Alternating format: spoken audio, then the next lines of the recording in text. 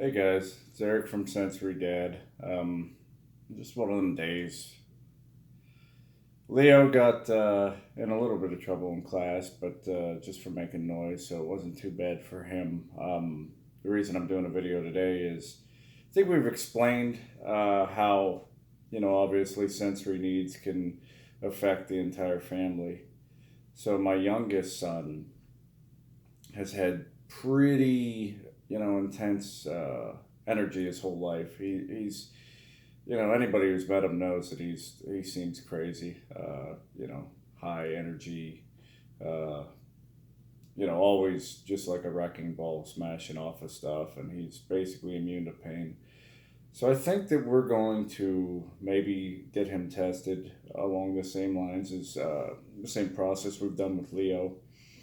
Maybe an ENT because he's having trouble with sleeping and that. And last year he was in like half day classes. It was like 2.5 hours or so with a great teacher at the local school here that we sent Leo to, and he responded pretty well. And at one point, I had both boys doing exercise routines first thing in the morning, just because they're high energy kids, and I wanted to get some of the energy out. They both responded pretty well. We haven't gone to that thus far this year, but I'm gonna try that obviously with them. The youngest Luke has just every day not wanting to stay in a seat. Speaking out of turn without raising your hand, those kind of things. We saw that a lot with Leo. So we're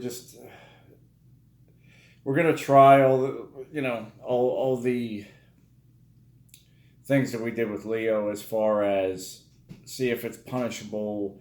If you punish it with negative reinforcement with Luke, he seems to correct the behavior rather than it being an actual sensory issue. So if there are consequences to the actions, that it can be avoided. With Leo and sensory, I'm preaching to the choir with you parents that know this. There was no control and there was no stopping the meltdowns. There was only calming the meltdowns and working through them. So that's what leaves us confused with Luke. I mean, he's 5, and certainly, we know he's a high energy kid, but just not that, sensory, you know, signs or signals. So, just it's been a frustrating couple of days for us. This is, he did have a better day today, but, that doesn't mean that he didn't come home and act like a wild man around here. Just sent the kids off to karate with the wife, and he certainly was not. He was in the backyard barefoot, running through mud puddles in a white uniform. So that's Luke, though. That's him. We know he's the third kid. We know we've had to focus on Leo a lot, and we know with Calliope's abilities to excel that she takes on a little bit more than your average 9-year-old. So we know we have to push her. So maybe we need to look at ourselves and realize that are we lacking there? Maybe he does need a little bit more attention. He's asked me to join in with the videos and everything, and I think what I'm gonna do is like an interview. If I can maybe strap him to a table or something to keep him stable for that long. But you guys will get to meet him and see really how crazy he is.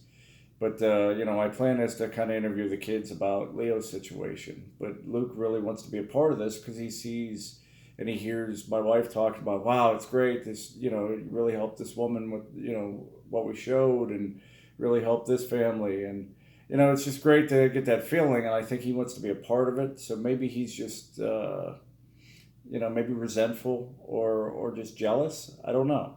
I'm definitely not a shrink. I don't know child psychology, but I know that he's acting out for some reason, and we're going to try to get to the bottom of it. So I guess the topic of the day is the ripple effect or the butterfly effect of how this trickles down through every part of your family. The good thing is, I had my nephew in, and we had a great time, and we had like a family thing last night. Luke's attention span for carving pumpkins basically was about 5 seconds. He picked out the pattern and then ditched my wife with all the duties of that kind of stuff. But he did, show decent behavior when he was present. He didn't get stabbed with any knives, even though we caught him sneaking off with one. So, we got our hands full, guys. I mean, and I know you all do. And, obviously, parenting is pretty much the, hardest job ever created with absolutely no pay and, very little reward. But the rewards are so great that, I think we all understand that we love our kids. Anyway, guys, I don't want to take up a bunch of your time. It's, typical Wednesday afternoon here, cold and windy actually, so fall's coming in. If you guys, like and subscribe to the channel and tell your friends, I really appreciate it. I'll keep you posted on what we're doing with the Luke thing. Like I said, Leo's one day at a time, so we're going to investigate this, and maybe as I go through the process again, it'll help me to, because there's a lot of stuff you forget, and I kind of ramble whenever I start going through Leo stuff because there's just so much. But maybe as we do the process with Luke again, it'll kick up some old feelings and be able to help some people out that are just diagnosing or trying to roll out, a lot of this stuff with their children. So thanks again for watching, everybody. I really appreciate all the comments and subscribers. You guys are fantastic. I really hope that this is helping.